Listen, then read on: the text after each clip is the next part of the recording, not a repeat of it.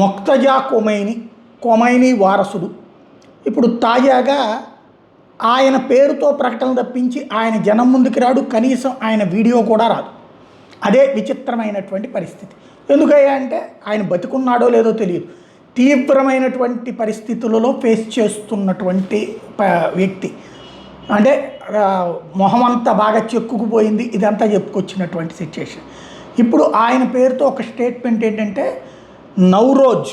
ఇప్పుడు వాస్తవంగా ఇరాన్కి సంబంధించిన పర్షియన్ల కొత్త సంవత్సరం. మనకిక్కడ ఎట్లయితే ఉగాది కొత్త సంవత్సరమో వాళ్ళకి రంజాన్ ముస్లింలకి ఎలా అయితే కొత్త సంవత్సరమో వాళ్ళకి అక్కడ ఇది కొత్త సంవత్సరం.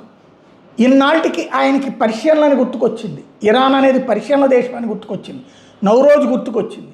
నౌరోజ్ శుభాకాంక్షలు చెబుతా ఇరాన్ని ఏదో చేద్దామని వచ్చినటువంటి పెద్ద పెద్ద శక్తుల్ని తిప్పి కొట్టగలిగాం, భయం అంటే ఏంటో పరిచయం చేశామంటూ ఓ ప్రకటన ఇచ్చుకొచ్చాడనమాట. శబాష్ అని సంతోషపడిపోతున్నారు. ఇంతకీ ఆయన పేరుతో ప్రకటన ఇచ్చేది ఎవరు? జయలలిత హాస్పిటల్లో కోమాలో ఉంటే ఆవిడ వేలు ముద్రేసి ఆవిడే సంతకం పెట్టింది అన్నట్టుంది ఇప్పుడు కొమైనీ స్టేట్మెంట్లన్నీ కూడా.